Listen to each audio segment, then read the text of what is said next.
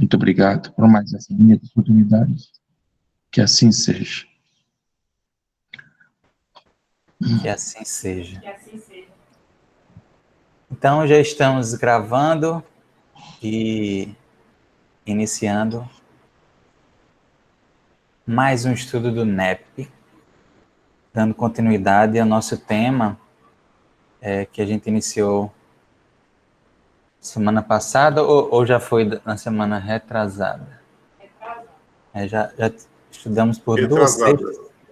Perfeito. Descrição do Cristo. Essa passagem que está nos 4 evangelistas, nessas referências que estão aí na tela. Essa data que está na tela foi a data que originalmente lá no NEP da Federação Paraibana o pessoal estudou. E vamos fazer a leitura, como a gente sempre faz, para dar uma refrescada, perdão, dar uma refrescada da memória. Eu vou começando e, como sempre, a gente compartilha as leituras que tiverem aqui. E, como sempre eu digo, se tiverem também algum material que quiserem compartilhar, comentar e trazer para nós, fiquem absolutamente à vontade. Mateus capítulo 3, versículos 11 e 12. Eu vos mergulho na água para o arrependimento, mas o que vem depois de mim é mais forte do que eu, do qual não sou digno de carregar as sandálias. Ele vos mergulhará no Espírito Santo e no fogo. A pá está na sua mão, limpará a sua eira, recolherá seu trigo no celeiro, mas queimará a palha com fogo inextinguível. Essa passagem em Mateus. Tu pode ler Marcos, Larissa? Sim. Marcos. E proclamava dizendo: depois de mim vem quem é mais forte do que eu, de quem não sou digno de, curvando-me, desatar a correia das sandálias. Eu vos mergulhei na água, ele, porém, vos mergulhará no Espírito Santo. Ok, esse foi Marcos. Antônio, você pode ler Lucas? Ok. Lucas 3, 15, 18. Como o povo estivesse na expectativa e todos cogitassem em seus corações se João, porventura, não seria o Cristo, João respondeu a todos, dizendo: Eu vos mergulho na água, mas vem aquele que é mais forte do que eu, do qual não sou digno de desatar a correia das sandálias.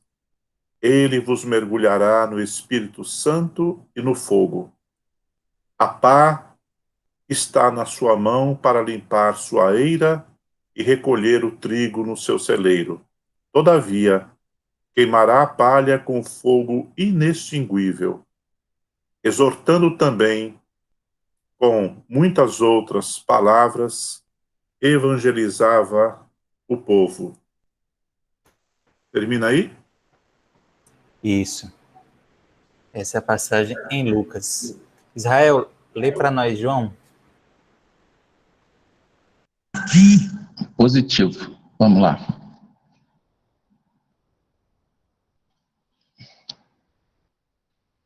Deixa eu só tirar aqui que eu estou no celular e apareceu vocês no canto da tela tampando. Aí, agora deu.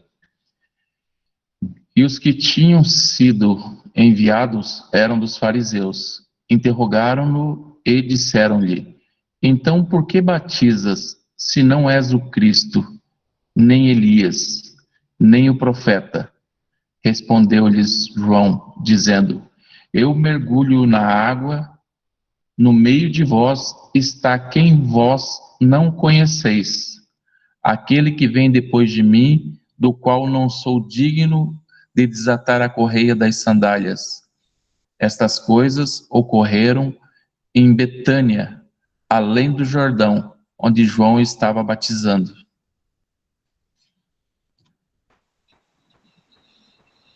Isso.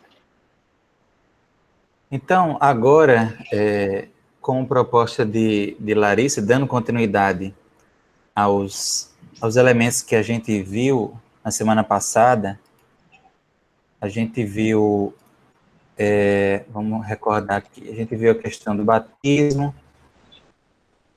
aquela historinha sobre o picles, né, bem legal, uma comparação culinária. A gente viu o elemento da água um pouco, retornamos a noção do arrependimento, metanoia, no Antigo e no Novo Testamento. E agora, vamos ver o que Larissa separou de material, para que a gente discuta um pouco sobre o Cristo, né? Só para contextualizar, está na passagem João. em João, né? Exatamente. Em João e também em Lucas, no primeiro versículo 15 e em João no versículo 25. Quando perguntam, né, se João Batista seria o Cristo. Então, passa a palavra para Então, eu vou ler. Cristo. O ventilador está batendo um pouquinho. O teu som tá baixo, Larissa. E agora, melhorou? Melhorou. Pois vamos lá. Cristo, objeto ou pessoa ungida, untada com azeite, óleo, cosmético, tinta, cal. Aí aqui, Cristo. Derivado do verbo, não sei falar, crio, ungir, untar, perfumar, esfregar, levemente espalhar uma substância. Isso aqui está em Haroldo, né, no Novo Testamento, trouxe de lá. Aí, continuando. No grego clássico, a expressão descreve processos corriqueiros, tais como esfregar levemente ou espalhar cosméticos, azeite e óleos no corpo após o banho. Preparar as flechas para a batalha aplicando veneno nas pontas. Aplicar tinta, cal em alguma superfície ou objeto. Na Septuaginta, na versão dos 70, tanto a palavra hebraica, que é, como se fala, Ismael? Machia, que é Messias, aquele que é ungido, quanto o vocábulo aramaico, Mexia, Messias, são traduzidas por Christos, ao passo que o verbo hebraico machá, ungir, espalhar um líquido, foi traduzido pelo verbo grego criou, que é ungir, todos remetendo ao ato de untar com azeite, óleo ou gordura. Esse padrão de tradução utilizado na Septuaginta serviu de modelo para os escritores do Novo Testamento, razão pela qual é aconselhável priorizar o sentido hebraico, semítico desses termos, para uma melhor compreensão do vocábulo Cristo.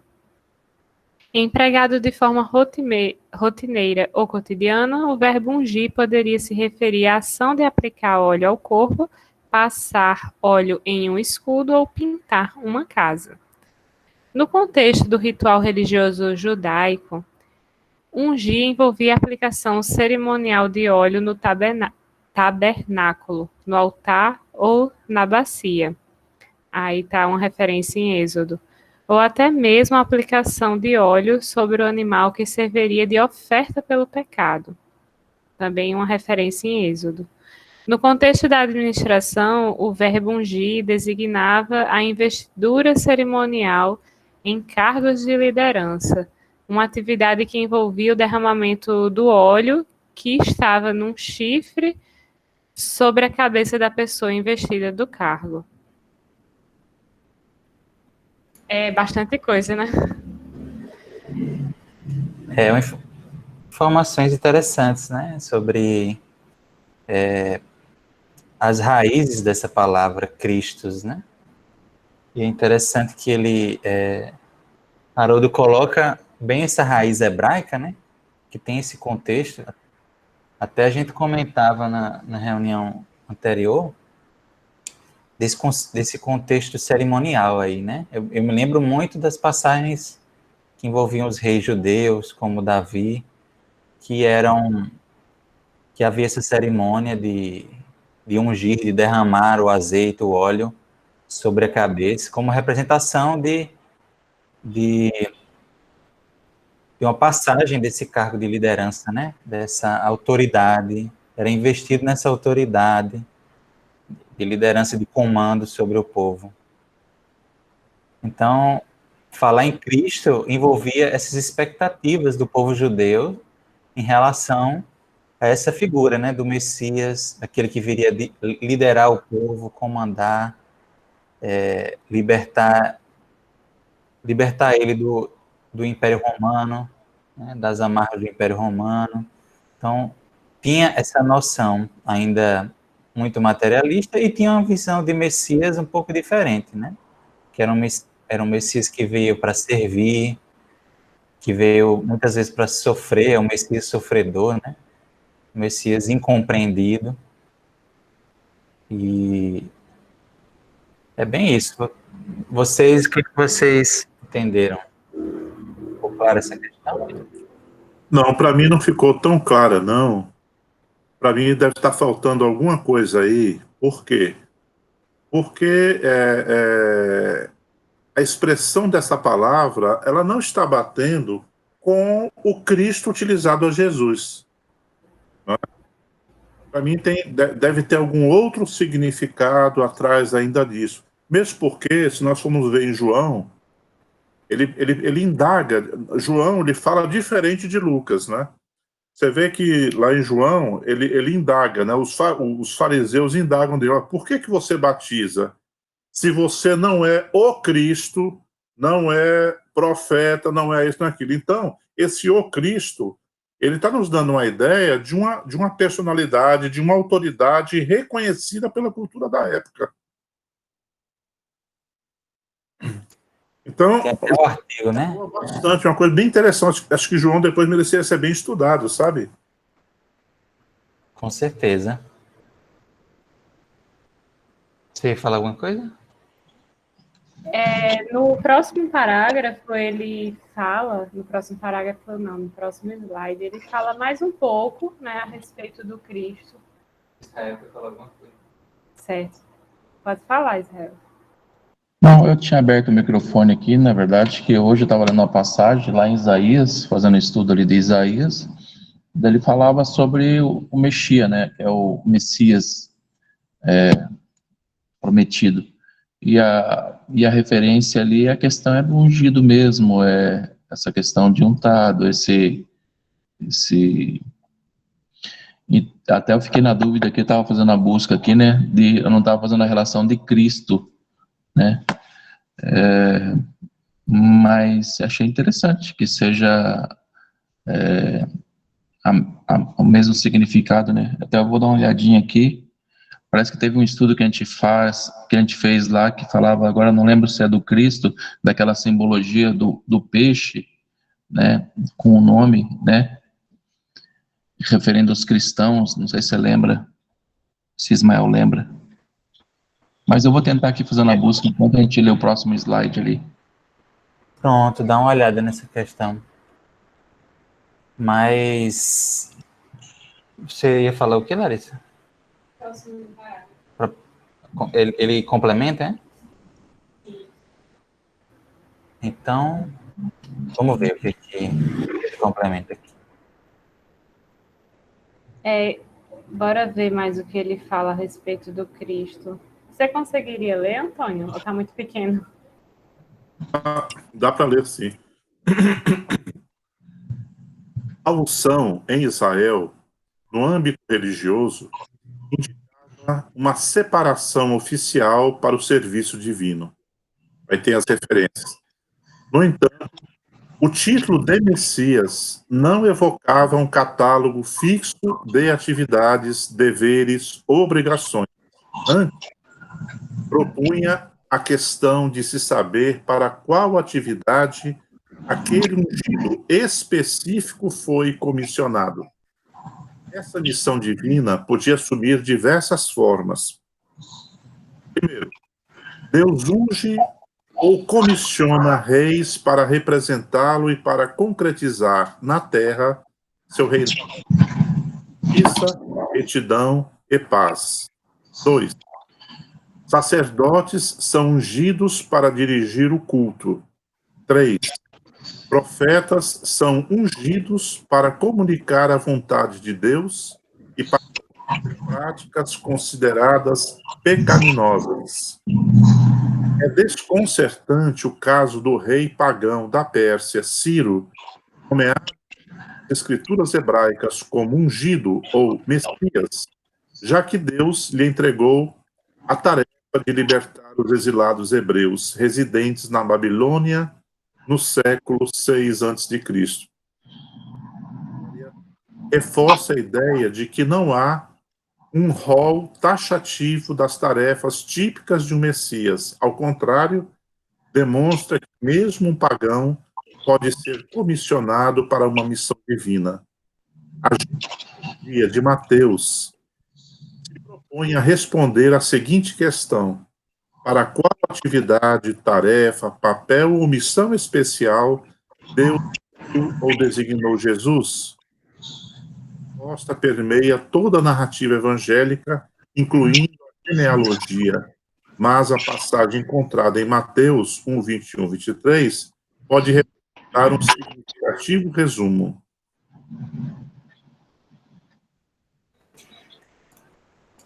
É interessante, mais algumas possibilidades que ele apresenta, muito embora a gente imagina que o povo daquela época tinha uma noção muitas vezes equivocada sobre esse Cristo, esse Messias, né? E relacionava muito a essa figura. Mas que tipo de Cristo é Jesus, né? Que tipo de Cristo é esse que perguntam para João Batista se ele seria ele, né? Eu acho que é uma reflexão interessante. Tem alguém entrando aqui, acho que é a Anelina. Boa noite, Anelina. Seja bem-vinda. Boa noite, desculpa o atraso, tá? Nada, a gente acabou de começar. Estudando a figura do Cristo. Esse elemento.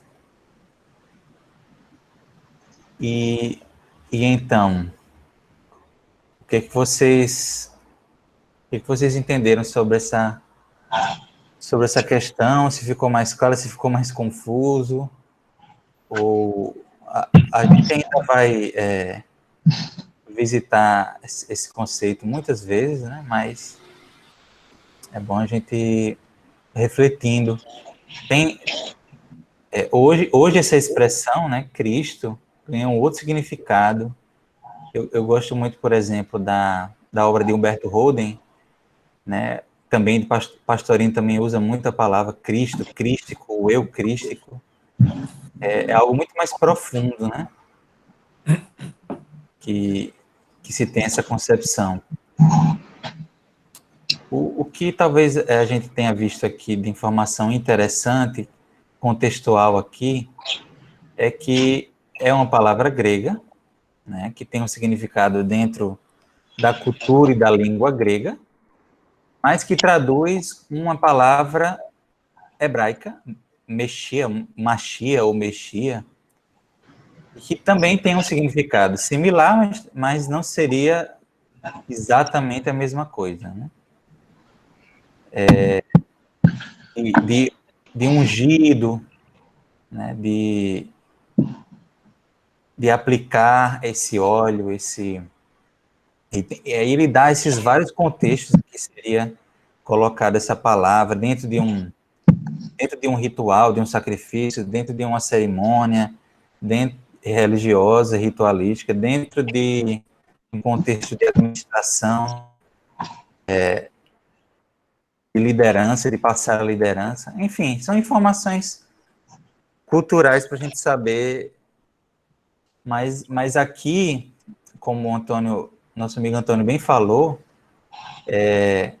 essa palavra, né, assume um significado muito mais profundo, né? Quando a gente se refere ao Messias, ao Jesus Cristo, né? Essa palavra é tão importante que ela virou uma forma de chamar Jesus, né? O Cristo, Jesus Cristo. Então a gente precisa entender bem esse sentido, que se afasta um pouco dessa visão muito material que se tinha dentro da cultura hebraica. Acho que se correlaciona mesmo com essa questão do ungido mesmo, Jesus, o ungido, porque tanto como o Messias prometido também, que seria o ungido, né? Porque eu estava vendo esse livro aqui, Quem é Quem, na Bíblia, de Paul Garden, não sei se vocês conhecem isso aqui. Ele também fala na questão ali das relações que tem aqui. O nome Cristo tem seu pano de fundo no Antigo Testamento. O vocábulo grego Christos, derivado do verbo que significa ungir, foi usado para traduzir o termo hebraico Meshiach, que é o Messias, né? Então está alinhado com o que foi dito aí mesmo. E aquele anagrama que eu estava falando em relação ao Cristo, mas não é a palavra Cristo lá, é que em grego peixe é ictus. Ictus era um anagrama usado pelos cristãos primitivos para falar de Jesus, né? Mas daí seria as iniciais da palavra em si, né? De ictus, que quer dizer Christus, né? Mas não tem correlação daí aqui. Eu estava só lembrando ali na passagem lá que da multiplicação dos pães, de a simbologia do peixe também, né? Que nesse anagrama, a palavra peixe, as iniciais, refere-se ao Messias, né? Ao Cristo prometido. Mas é isso aí, câmbio.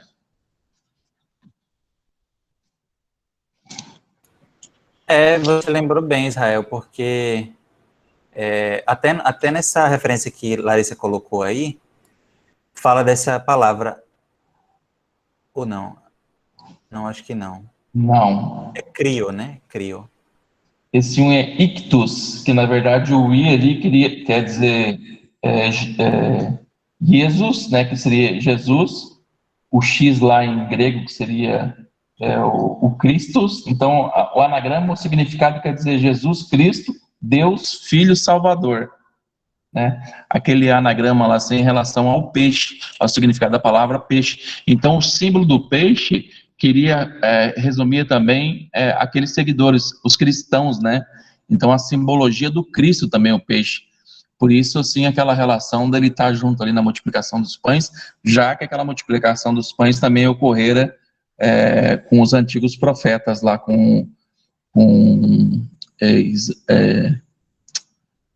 oh, meu Deus, com Elias não, Eliseu, com Eliseu multiplicou os pães também, né? Mas é isso aí. Muito bom. Ictiografia é relacionada ao peixe mesmo, que até hoje é um símbolo utilizado a se referenciar aos cristãos, né? Sim. Uma coisa, eu estava pesquisando em Paulo Estevão, né, a palavra Messias. E a primeira vez que ele aparece no livro é quando Estevão, né, na época Gesiel e a irmã, eles iam para a prisão, né? Eles estavam na prisão, na verdade, aguardando o julgamento no dia seguinte.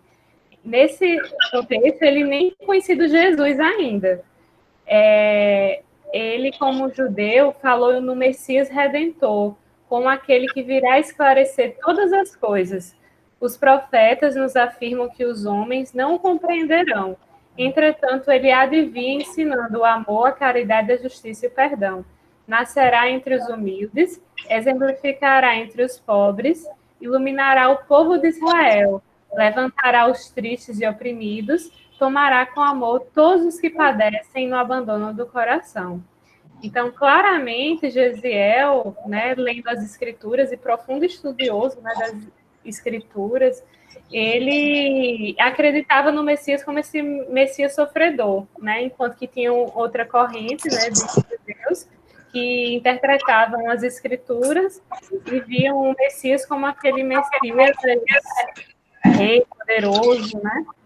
Queria triunfar, colocar Israel, né, em posição de superioridade perante outras nações.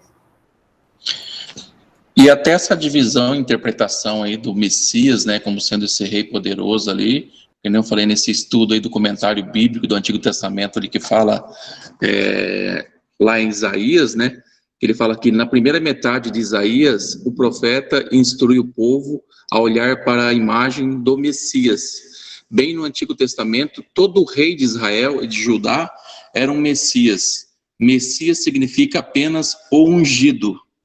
Então, na verdade, era um ritual, vamos assim, com os reis, né,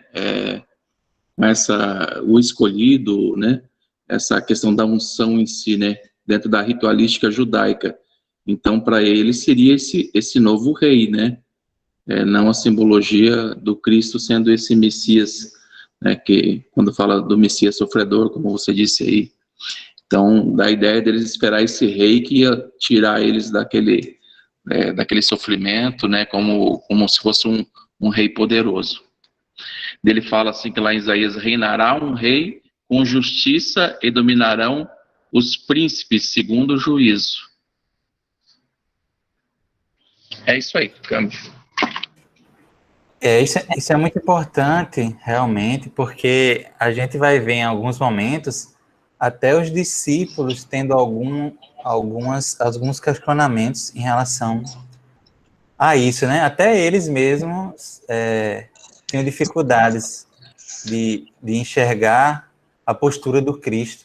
Muitas vezes questionar a postura do Cristo, né? Judas foi um daqueles que tinha essa concepção de que o Cristo tinha que, enfim, reinar mais para os governantes, ter uma posição mais alta, de influência, e foi mais essa forma equivocada dele que o levou a trair Jesus, muito mais do que maldade por si só, né?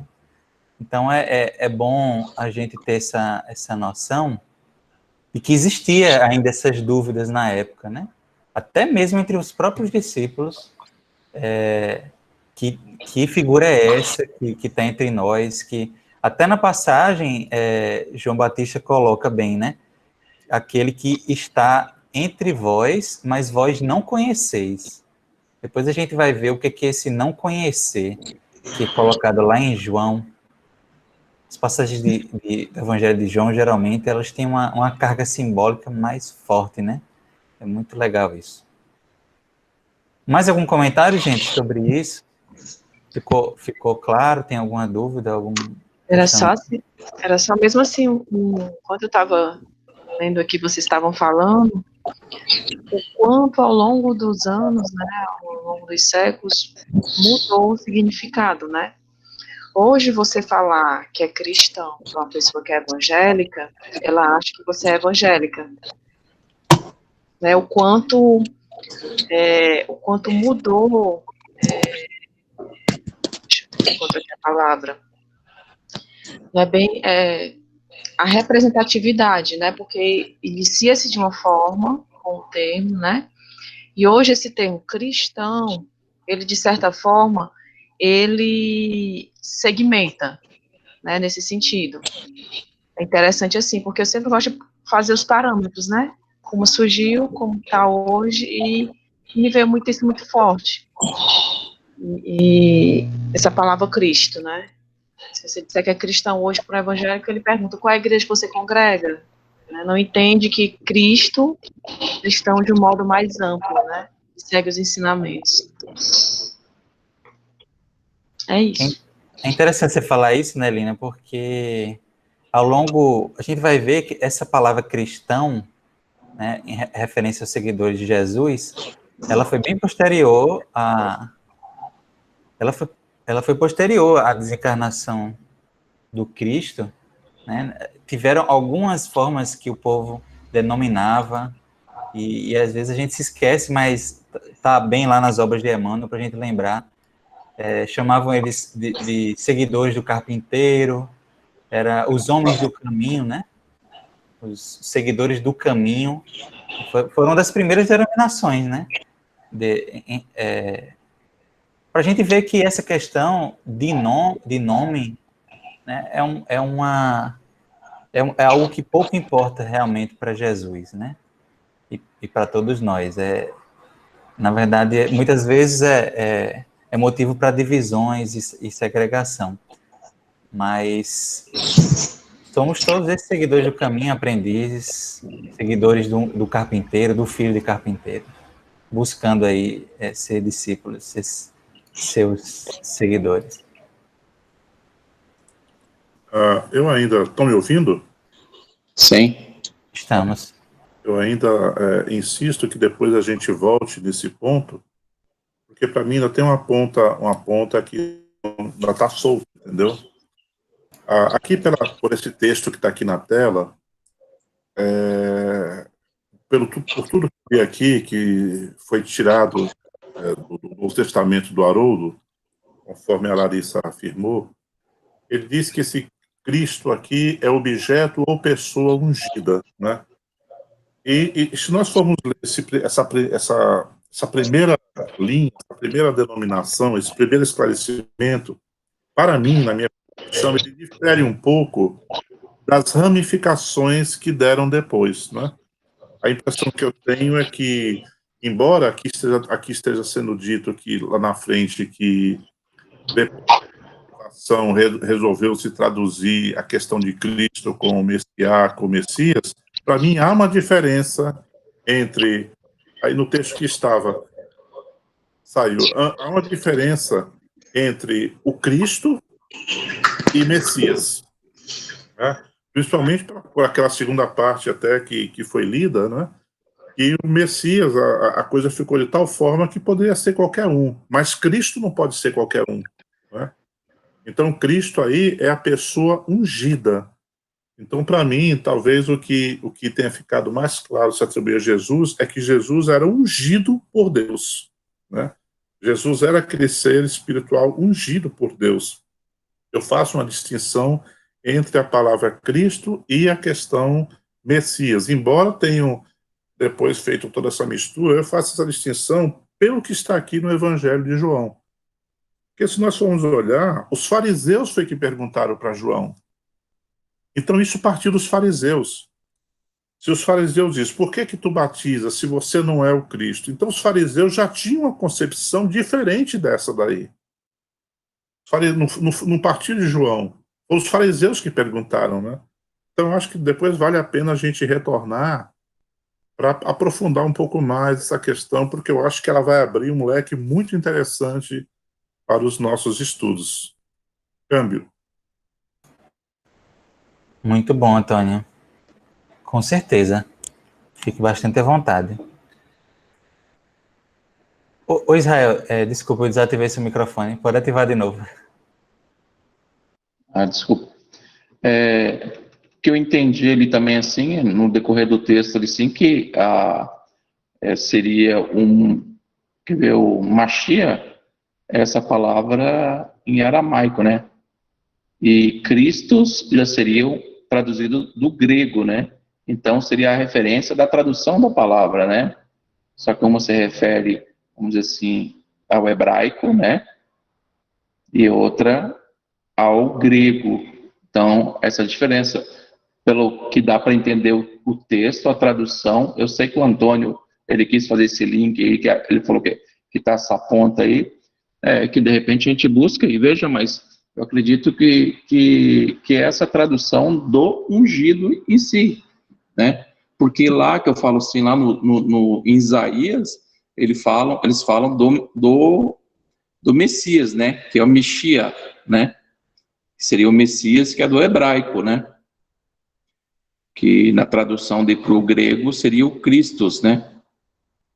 Tanto que ele fala aqui que o verbo hebraico, né, o moshá, ungir, espalhar um líquido, né? Foi traduzido pelo verbo grego, crio, todos remetem ao ato de untar com azeite, né? Então, seria o mesmo significado, mas na língua diferente. Mas que vale a pena buscar, né? Talvez a gente se confunda um pouquinho, assim, a questão do Cristo, sim, desse ungido, né, que é esses espíritos da escala crística, mas um entendimento maior já na explanação dessa visão espírita, né? Mas vale fazer a busca, sim. Mas, Israel, o que eu também estou questionando é essa primeira parte. Olha, essa primeira parte ele coloca como Cristo aí, como se fosse um substantivo, não um verbo. Voltando à tela onde estava. Ele fala lá, dá para voltar a tela? Objeto ou pessoa ungida? O Cristo, Christos, né? Objeto ou pessoa ungida. Isso é diferente de verbo. Tá? Quando se fez a tradução, tudo bem, do hebraico para o grego, como se fosse o verbo, mas aqui está claro que é o objeto ou a pessoa ungida. Então, nós estamos falando de um substantivo real, não de um verbo, não de uma ação. Tá? Isso é que eu estou questionando. Exatamente, essa interpretação grega, né, do grego. Tanto pode ser um objeto como uma pessoa ungida, algo especial, né? Tanto que até os animais em holocausto também poderia ser ungidos, né?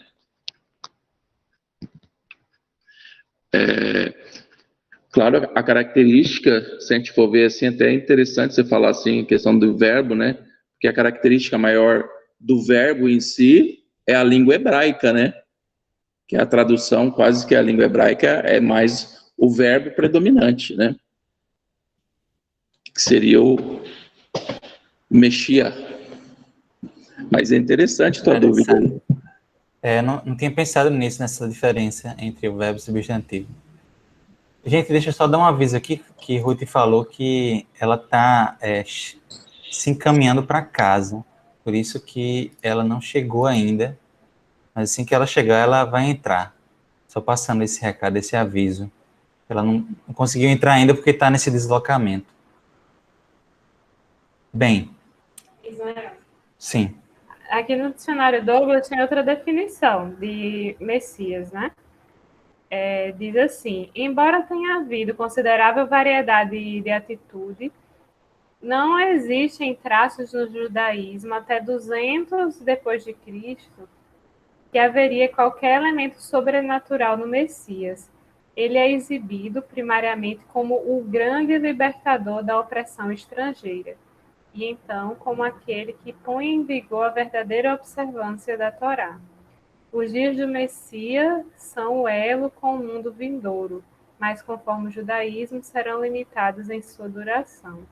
Eu não sei se responde a pergunta de Antônio. Então, quando os fariseus perguntaram sobre o Cristo, o Messias, estavam se referindo a esse grande libertador da opressão estrangeira. Seria isso, Antônio? Deixa eu ver aqui o texto de João. Quer que eu coloque aqui na tela? Sim, por favor. Essa é a interpretação da comunidade judaica, né, dos judeus, né, que eles esperavam, vamos dizer assim, a princípio, por isso que há de se confundir, né, é o Cristo, aquele libertador, ou o Messias sofredor. Para eles a tradução da palavra é ungido, o escolhido, né, esse rei que viria libertador, né. Pode continuar aí, Camilo. Você veja a pergunta que os fariseus, eu me apego muito aos fariseus, a pergunta foi partir dos fariseus, né? Interrogaram, disseram, então, por que batiza? João, por que você está batizando? Se você não é o Cristo, nem Elias e nem profeta. Então, eles estão especificando isso. Se você não é o Cristo, né? Pode ser que realmente nessa tradução o Cristo aí esteja aí, a tradução original seja o Messias, né? Se você não é o Messias, nem Elias, nem profeta, né? Isso mesmo, substitui aí o Cristo ali por o Messias ou o ungido, que ele não é ungido no sentido da palavra do escolhido, né?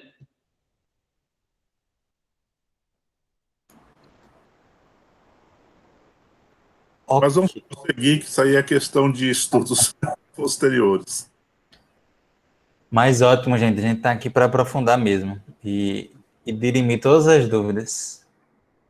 Vou voltar aqui para onde a gente estava. Vamos lá, ver todos os slides. Enfim, eu olhei aqui no dicionário Douglas, a parte de Messias é gigante, traz muita informação. Aí depois a gente retoma. Com certeza. Agora nós vamos entrar na parte que vai falar sobre os elementos de agricultura, né, relacionados à colheita, à forma que os judeus, a forma, na verdade, que Jesus utilizou esses elementos de agricultura da cultura judaica para falar de símbolos transcendentais, né, de símbolos que falam sobre a nossa jornada evolutiva. E essa passagem, ela tem muitas metáforas, é muito simbólica mesmo, principalmente no finalzinho dela. Não são todos os evangelistas que falam dessa parte a pá está na sua mão, limpará a sua eira, recolherá o seu trigo no celeiro, mas queimará a palha com fogo inextinguível. Isso Mateus fala, Lucas também fala, Marcos não, mas fala dessa pá na mão, que vai limpar, que vai, né, higienizar, que vai limpar, que vai separar. Aí fala desses elementos, né? A eira, a pá, o trigo, que era essencial na fabricação do pão, alimento importantíssimo na cultura hebraica, e a palha, né?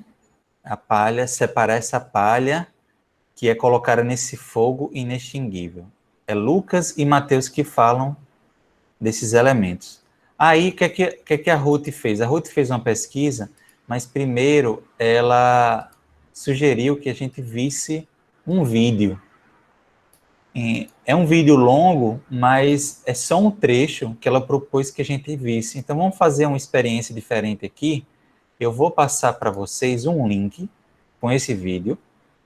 Esse link já está, quando vocês apertarem ele, já vai começar de onde ele deve começar, porque não é para ver desde o início. Depois vocês podem ver ele inteiro, mas deixa eu mandar aqui, vou mandar no chat, só um minutinho. É um vídeo que fala sobre esses elementos. É um pastor evangélico, o nome dele é Rodrigo, e ele explica muito bem. Eu conheço ele. Pois é, É um Antônio, ele tem um trabalho. arqueólogo, ele é pastor e ele é arqueólogo e teólogo. É doutor, tem pós-doutorado em arqueologia, inclusive. Exatamente, é ele mesmo. É Aí eu muito quero bom o vídeo dele. É ótimo Os mesmo vídeos deles conhecer. são muito didáticos, são muito ilustrativos. Vocês vão ver como é legal. Eu quero que vocês vejam do minuto 2:39, mas quando vocês abrirem, já vai direto nesse minuto. E Você vai vejam passar no até... WhatsApp? Deixa eu mandar aqui no chat. Vou mandar no WhatsApp também.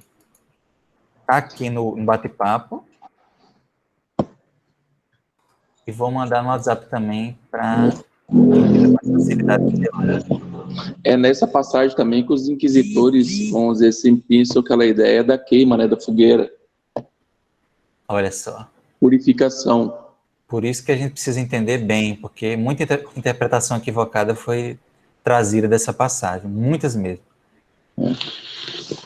Então, assim, quero que vocês vejam do minuto 2:39 até o minuto 11:40. Vou até copiar aqui e colar essa orientação, tanto no WhatsApp como aqui no chat. Então, eu vou desativar o meu microfone e podem começar a assistir, ok? Até já já.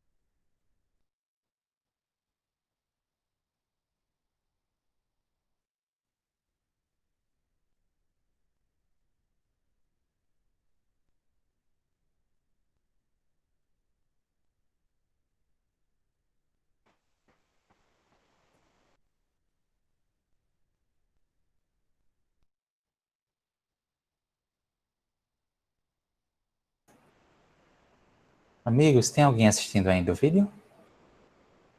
Ou todos já terminaram? Até que minuto era? Até 11h40, quando ele começa a falar das festas. Então já passou. Então já ok. Então eu posso desativar aqui. Pronto. Tá certo. O vídeo continua super interessante, né? Depois dê uma olhada no restante do vídeo, e o início também, que ele faz uma contextualização bem legal. E depois a gente pode até retornar a outros pontos do vídeo. Mas interessante como ele apresenta, né, esses elementos e nos mostra, né, essa importância da agricultura para aquele povo e como é que funcionava, né? A gente vai entendendo essas figuras, né? Ele mostra a pá, ele mostra até coisas que não estão na passagem, né? Mas como a foice, por exemplo, mas para a gente entender a importância desses elementos, essas ferramentas. E a pá é interessante que ela é diferente, né? Ela tem parece mais um garfo do que uma pá, e era utilizada para separar justamente a palha do trigo em si, né? Jogando para cima, como vocês observaram. O legal do vídeo é que ele tem imagens, né, também de uma cena sendo retratada. Então a gente consegue mentalizar bem, visualizar bem essas figuras, né? A eira, né? Aquele instrumento que é utilizado, alguém fica em cima, né? E ele é utilizado para fazer justamente esse processo de passando por cima do trigo e macejando ele. E aí tem a palha e o fogo, né?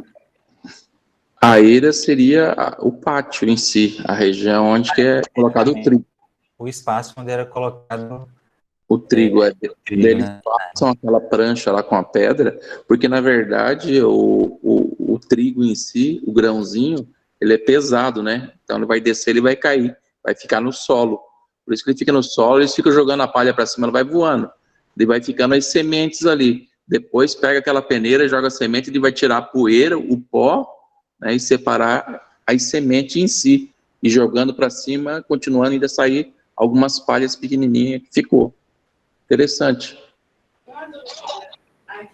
Uma dúvida, aquele negócio que ele mostrou, né? Onde a pessoa ficava em cima, que tinha pedrinhas embaixo, servia para causar atrito e fazer com que o grão se separasse da palha? Exatamente. Exatamente, porque ficava tudo forrado com trigo, o solo, né? E colocava o carrinho, o trenó, passava por cima, ia virando e as pedras pegando nas palhas e debulhando, né? Era uma forma de debulhar, né? Como arrancasse o grão sequinho de dentro ali, né? Da palha do trigo. Exatamente. Eles iam malhando, né? E ainda tinha depois a peneira também, que era outro instrumento. Quer dizer, era algo que exigia alguns processos, né? Exatamente. É similar um pouco que se faz com a colheita de café. Só que eles puxam, vamos dizer assim, o café do galho, que vai cair no chão num pano, que eles jogam para uma peneira e jogam para cima a banana e saindo as palhas, ficando só com o grão de café, né? Então seria uma limpeza, um método rústico, né, de debulhar. E na própria máquina mesmo de debulhar, ela vai passar por alguns lugares onde que vai friccionar a palha em si e fazer sair o grão dela, né? Muito legal entender esse processo, porque esse processo representa a nossa própria debulhação, né? Uma ação, uma atitude que nós devemos manifestar em nós mesmos. Então, entender esses processos e o que significa cada fase dele é interessante. E a importância de cada ferramenta, de cada elemento. Exatamente, o elemento ali, palha, né? Ela seria como um elemento negativo, né? Na hora de separar o grão, porque ela vai atrapalhar, ela vai ficar ali no meio ali, você não quer ela, você quer o grão somente, né? da questão de fazer ela voar, recolher ela e queimá-la depois, né? Exatamente, Israel. E eu acho legal que ele faz uma comparação com a parábola do joio e do trigo também, porque demonstra como exige técnica, ou seja, existe um planejamento e uma atenção, né, bem colocada nesse processo. Porque é como ele narra lá, quem vê de fora, tem lá o joio, vamos tirar ele, né? Vamos arrancar. É uma coisa que está fazendo mal, mas não, existe uma forma mais eficiente de você primeiro deixar com que ele cresça junto com o trigo. Existe todo um planejamento, né? É como acontece também com o nosso processo de enfrentar as nossas imperfeições. Não é de uma hora para outra que a gente vai lá e arranca. Exige todo um planejamento de encarnação, um método perfeito, exatamente. Um método, uma ciência, né? Porque não adianta o confronto direto, né? Com aquilo que às vezes nos atrapalha.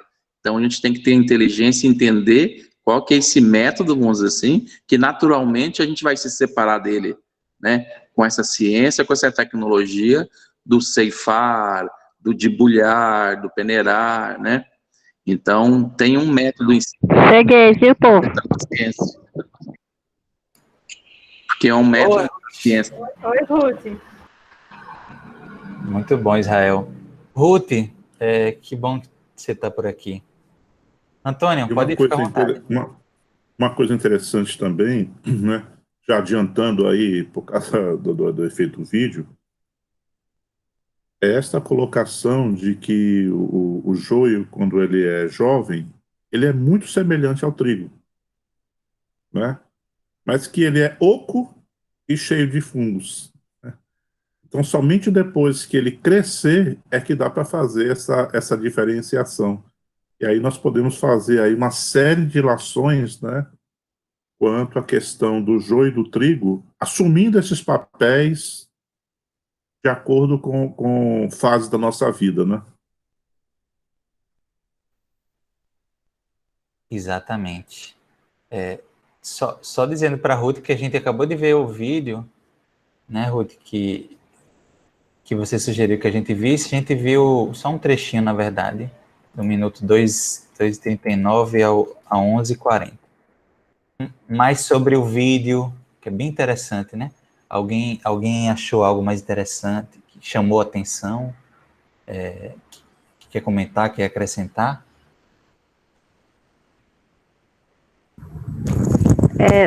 A questão da eira, né? Daquele terreno que era próprio, né, para secar, limpar os cereais. E quando ele utilizava a pá e a jogava ao vento, né, o trigo, a palha era separada porque era mais leve, né, naquele movimento, né, que acho que no vídeo passa alguns trabalhadores pegando aquela pá, né, com aqueles dentes grandes de madeira, jogando ao vento, e só caía o grão que era mais pesado e a palha, que ela leve e não é, vamos dizer, utilizável, né, ela ia ao vento, ela era separada.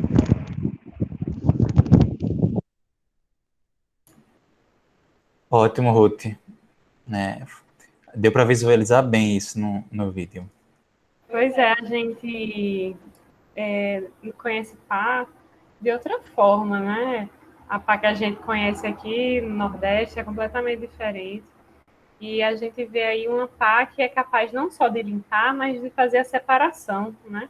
Por meio da pá, ia jogando, né, a palha com o trigo e daí promovendo essa separação. Perfeito. Faz esse recolhimento, né? Além do recolhimento, a separação.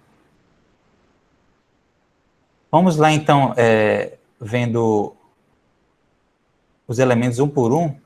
Você quer começar por onde, Ruth? Pelo fogo? Ou outra figura aí que você... O que você achar mais importante, né? porque a gente já não tem tanto tempo agora. A gente ficou muito... A discussão foi bem legal também no início. Aí a gente só... Agora foi até bom que a gente só viu o vídeo agora. Então, deu certinho você chegar agora. Oi, não estou lhe ouvindo. Seu áudio está mudo.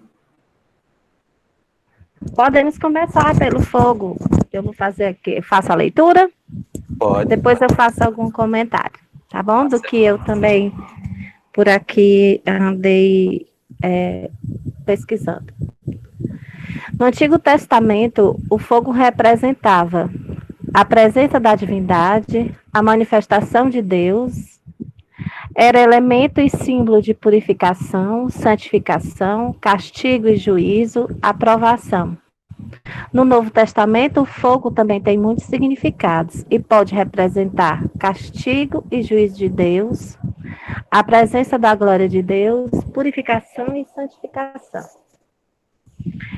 A sua eficiência, a sua eficácia, aqui tem entre chaves aqui o batismo, era real, não sacramental, pois dependia do julgamento de Deus, que ainda estava por vir na pessoa do Messias, cujo fogo havia de purificar ou consumir, segundo a atitude de acolhimento ou de resistência de cada um, que seria o único a batizar com o Espírito Santo. Essa simbologia, né, que é utilizada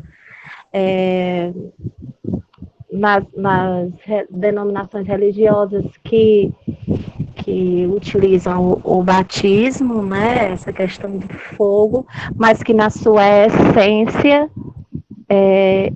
esse fogo, nesse batismo, ele não era sacramental, né, como aqui está dizendo, porque ele dependia do juízo de Deus, que ainda estava por vir na pessoa do Messias, que batizaria com o Espírito Santo, que tem como símbolo também a língua de fogo, né? O fogo, instrumento de purificação menos material e mais eficaz do que a água, simboliza já no Antigo Testamento a intervenção soberana de Deus e do Espírito que purifica as consciências. O fogo, a geena, que consome para sempre o que não pode ser purificado. Aí tem uma citação de Mateus 3,11, que diz: eu vos mergulho na água para o arrependimento, mas o que vem depois de mim é mais forte do que eu, da qual não sou digno de carregar as sandálias. Ele vos mergulhará no Espírito Santo e no fogo.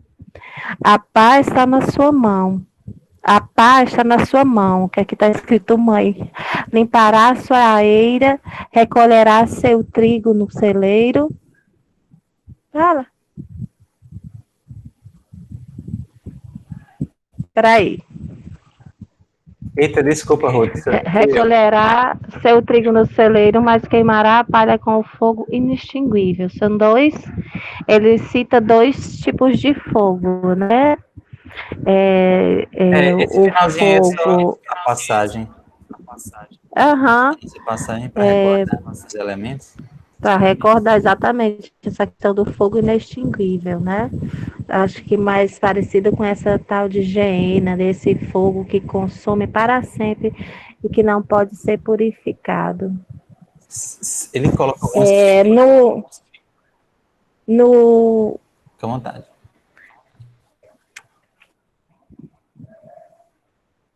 Aí aqui, né, eu encontrei pouca coisinha, né,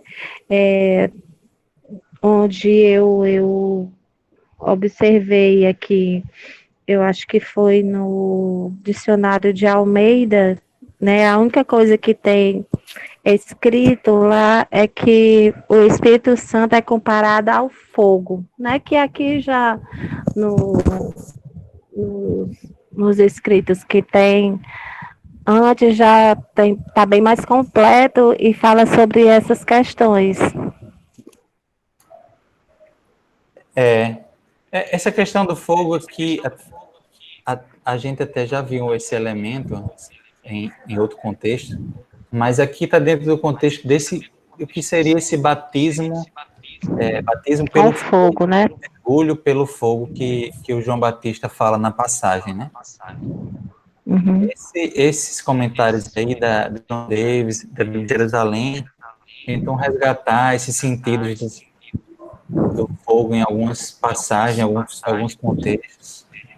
O que me chamou a atenção aqui, que eu achei interessante comentar com vocês, eu vou só tirar o teu áudio, Rô, porque tá dando um eco, mas nada. Ele fala assim, olha que interessante, o fogo depende da atitude de cada um, ou de acolhimento ou de resistência. O fogo está como esse elemento de transformação, né? Vamos imaginar o fogo no campo material, né? Ele existe ele existe, ele é utilizado pelo homem, né? Para diversas tarefas, né? Mas ele pode ser, por exemplo, um causador de uma destruição enorme, de um incêndio, Então, o fogo depende da conduta de quem recebe esse mergulho pelo fogo, né? Seria esse movimento de purificação, né? E que pode estar atrelado a nossas situações mesmo, que nós somos colocados de expiações e provas, a gente poderia dizer dessa forma. Mas de tudo isso aqui, o que eu achei mais interessante foi justamente isso. Essa figura do fogo trazida por esse Messias Cristo é uma figura de transformação, que depende do acolhimento ou da resistência de cada um. Aquele que tiver uma resistência a isso, tiver uma conduta, né, de revolta perante as situações que é colocado, ao invés de ser purificado, de ser renovado, vai ser consumido, né? Vai passar por outros movimentos de renovações, mas pelo sofrimento. Não sei se ficou claro. E o que vocês viram aí mais? Se ficou alguma dúvida? Eu acho que essa ideia, essa última que você falou, que eu ia abordar antes, como as 4 grandes forças da natureza, acho que são elementos realmente de transformação. Independente de nós encararmos como bom ou como ruim, é um elemento de transformação. Não é? Eu acho que essa ideia de elemento de transformação, ela é muito interessante, porque mesmo do ponto de vista físico, quando algo queima, entra em combustão, ele se transforma. Né? Na realidade, ele deixa de existir naquela forma e passa a existir em outra forma. Né? Eu acho que essa ideia, que ela é muito interessante para essas interpretações, Câmbio. É onde se separa os elementos também, né? A gente vai lembrar ali o próprio cadinho em si, né? Em elevar a temperatura, separando os elementos, né? E a purificação, né? Dos elementos em si, separando, eles vão ficar puros, cada um. Talvez a má analogia, vamos dizer assim, daqueles que deturparam o ensino do Cristo, né? E tomaram posse da palavra do Evangelho na interpretação deles e se equivocaram, vamos dizer assim, na condução da igreja, né?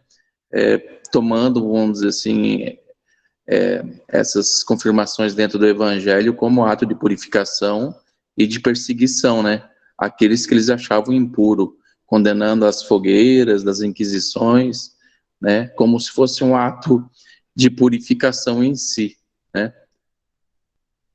É isso aí, Câmbio.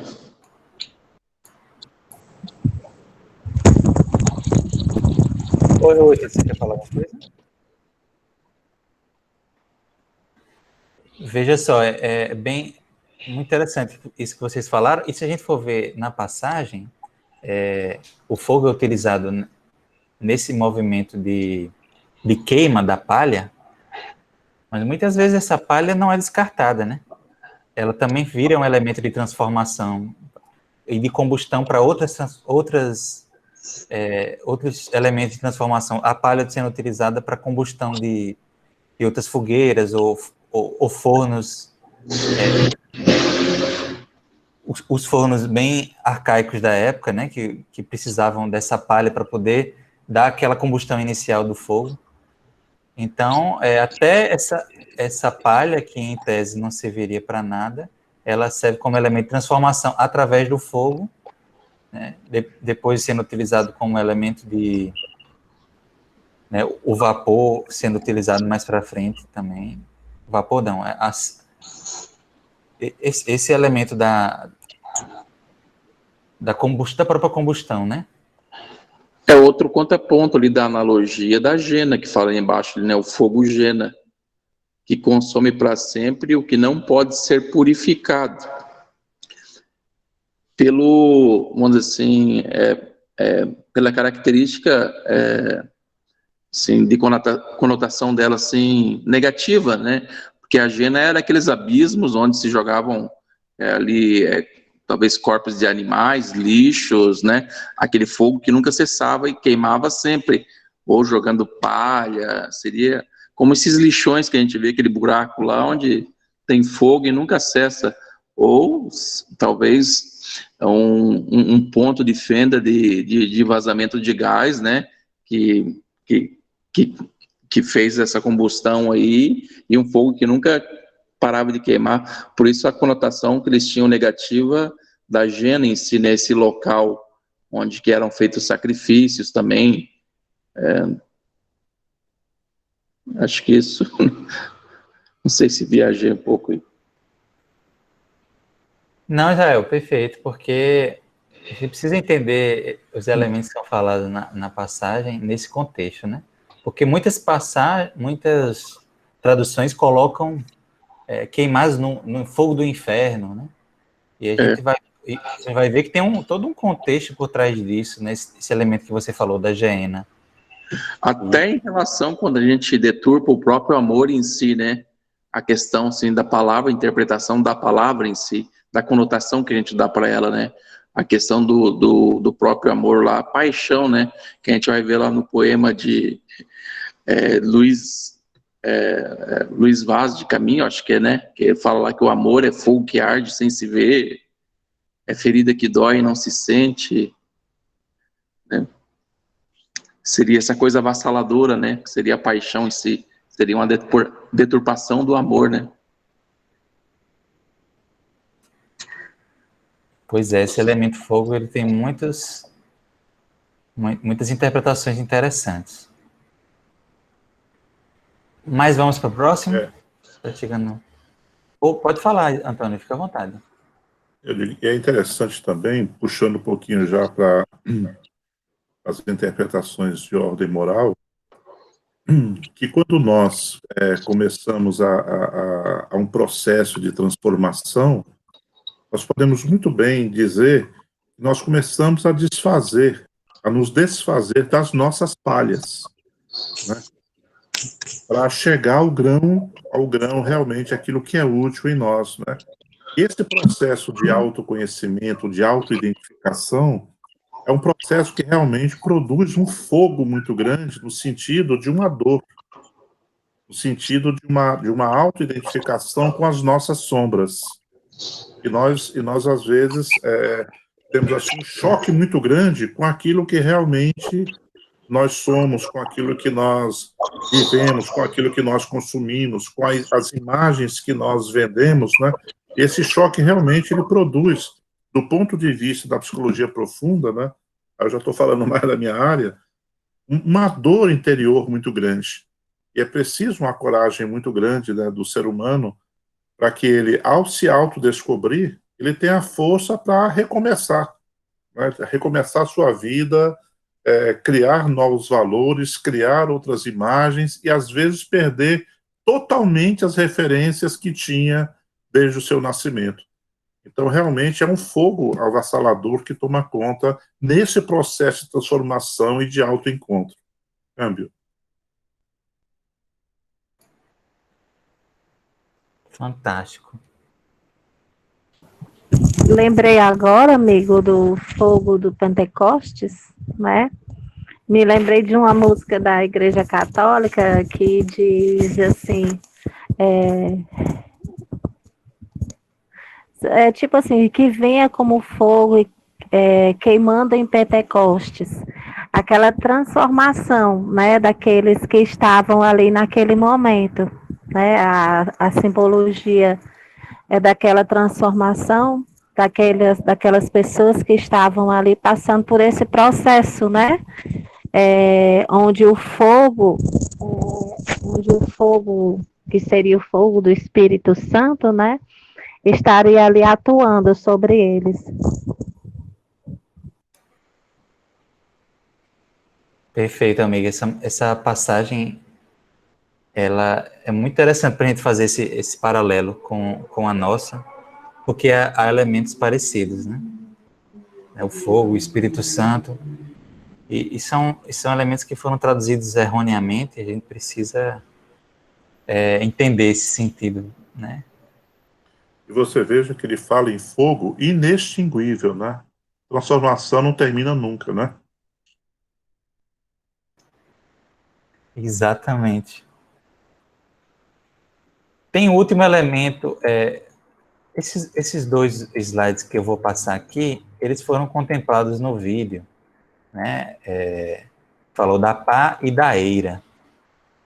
E, para concluir essa parte da agricultura, ele fala um pouco aqui do elemento do trigo, né? Que também é falado na passagem. E aí talvez seja interessante a gente fazer a leitura. Você pode ler, Ruth? Posso sim. Trigo e sua palha.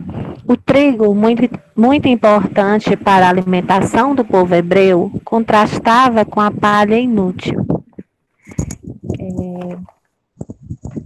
Aqui na minha pesquisa, ele fala, né, que nesse processo, né, mais na frente a gente vai falar que está interligado com a questão do trigo, né, do joeirar, a pá que vai joeirar, que é esse processo de jogar o trigo para o alto, que vem o vento e separa a palha, que é que ele diz que é inútil, né, porque ela é mais leve, o grão é mais pesadinho, ele desce a palha vai ao vento. Aí, continuando, porque a mesma palavra grega pode significar espírito e vento. O cenário de vento e fogo continua a partir de Mateus 3,11. A utilização da eira era um processo conhecido dos judeus da Palestina, sobretudo dos camponeses, que lançavam no ar o trigo colhido, permitindo que o vento separasse os grãos mais pesados da palha mais leve, né, que eu coloquei. A palha era inútil para o consumo, sendo normalmente incinerada. Aí o nosso amigo Ismael lembra que, mesmo considerada inútil, ela tinha uma utilidade, né? Que era servir de, vamos dizer, combustível para o fogo, né? Para alimentar o fogo. Alguns autores descreveram o dia do juízo como uma espécie de seara ou de iníquo como a palha, que o fogo seja inextinguível. Eis o que aponta para além da combustão momentânea da palha, visando algo muito mais horrível, a despeito do fato de que a própria tradição judaica estava longe de ser unânime no tocante à duração do inferno, Geena. Aí ele já carrega bem para essa imagem, né, que associa a Geena, esse fogo, né, a algo infernal e que seria um fogo eterno.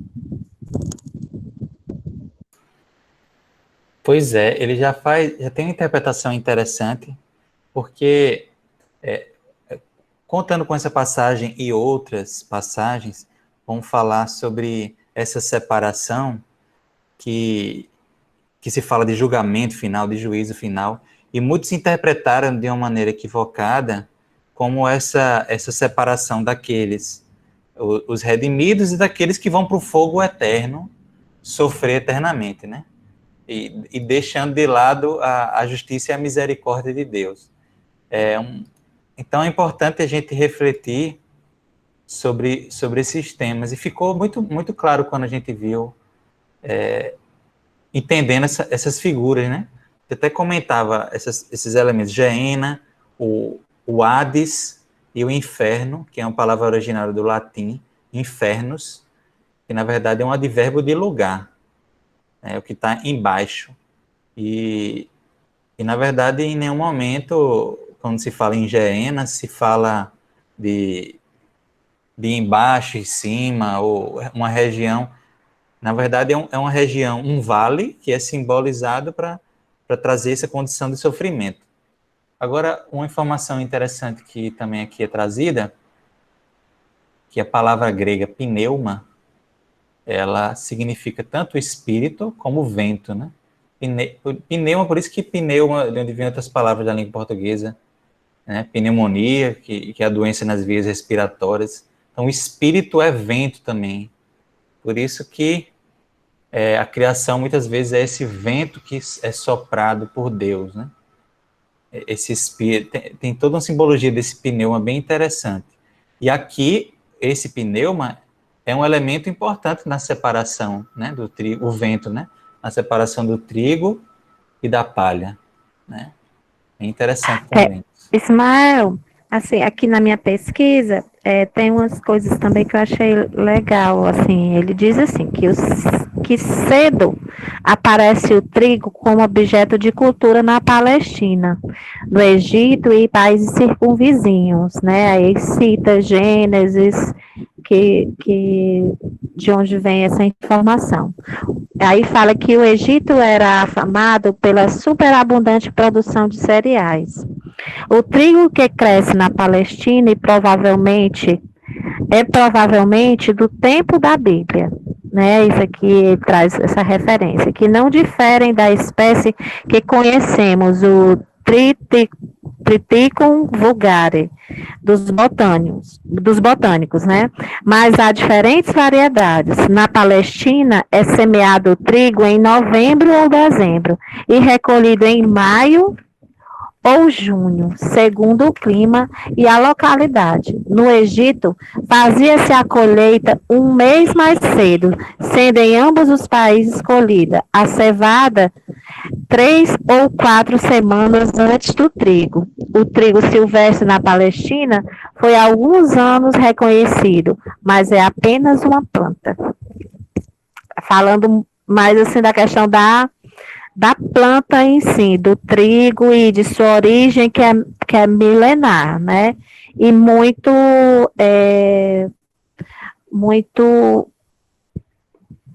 cultuada, né? E aproveitada por esse povo, né? Desde a época do Egito. É interessante essa colocação que a Ruth fez. Se nós formos trazer aquela interpretação que veio lá do início, e que os lugares, né, quando nós citamos o trecho de Emmanuel, quando ele fala que o mundo é a grande Israel, e naquela oportunidade nós falamos que as localidades, as cidades, então, são posições que nós podemos ocupar, seres humanos. Dentro dessa colocação que a Ruth fez, nós vemos que, de acordo com a posição que o ser humano está, tá certo? Ele pode, tá certo? Cultivar espécies de trigos diferentes, dar importâncias diferentes e utilidades diferentes, né? O que mostra a grande diversidade dos seres humanos quanto ao seu aspecto evolucionista, né? Alguns podem interpretar de uma forma, outros podem interpretar de outros, alguns podem dar uma maior importância, outros uma menor importância. Então, essa questão ela é bem interessante para mostrar essa diversidade no sentido da evolução de todos nós, né? Câmbio.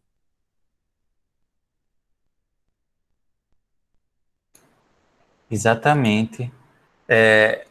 Nessa condição interessante que você bem falou, Antônio, da fala da Ruth, ela apresenta esses elementos do cultivo do trigo no Egito e na Palestina, a gente vai ver que são bem diferentes, né?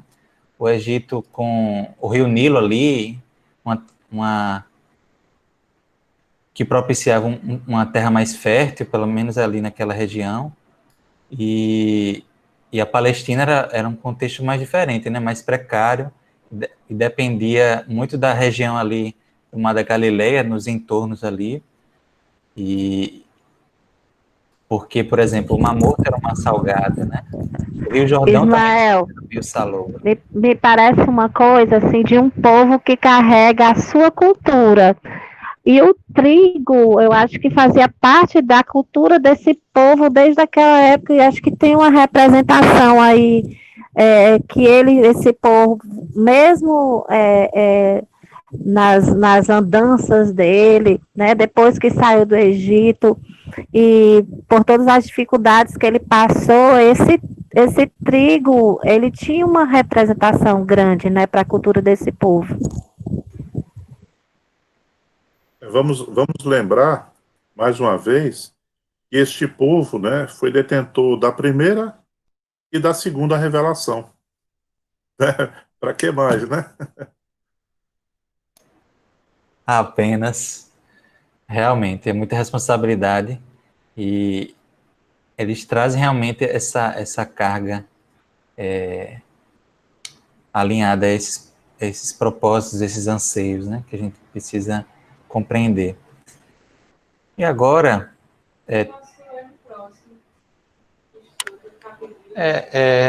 a gente está em dúvida aqui, estou falando com Larissa, se a gente aborda a pesquisa dela. Se você quiser deixar para a próxima semana, né, já que está muito...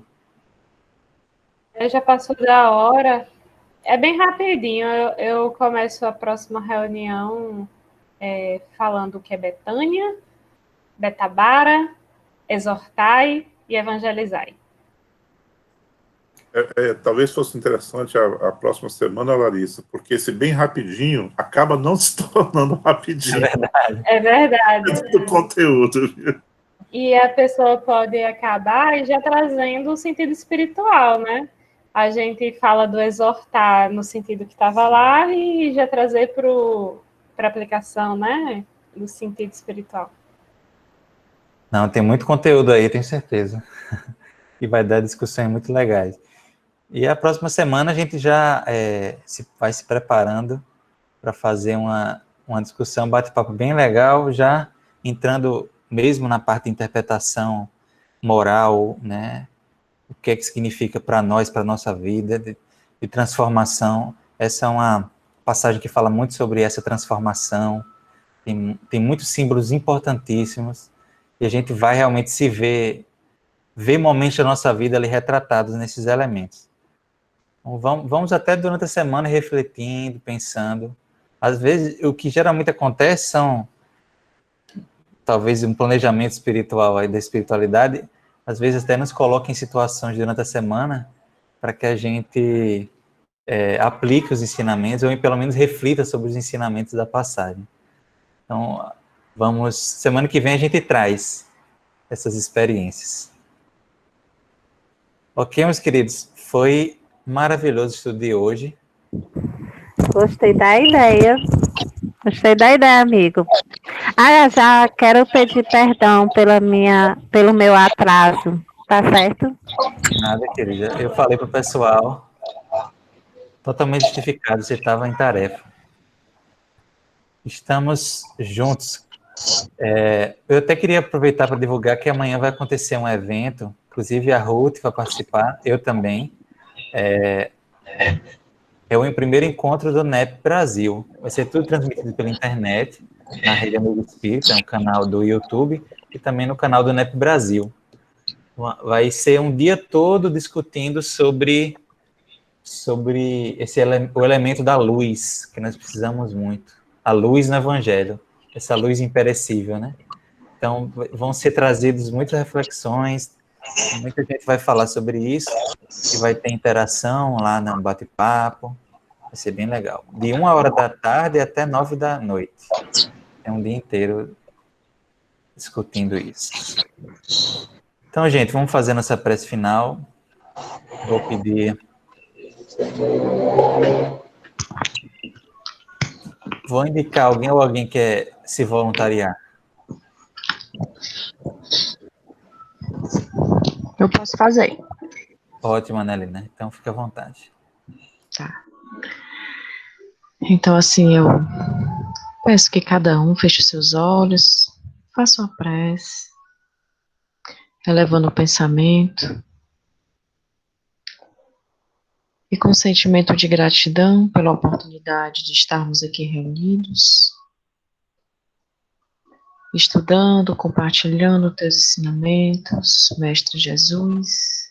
Te agradecemos a tua companhia com cada um de nós nessa noite.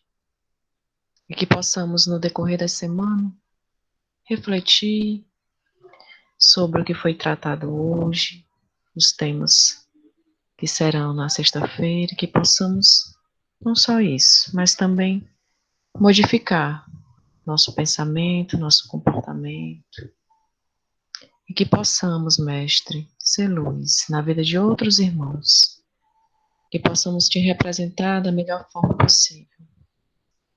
Que a tua luz, Mestre amado, continue sempre envolvendo, percorrendo nossas vidas, amparando, consolando, iluminando o nosso caminho. Fica conosco, hoje, agora e sempre. Que assim seja.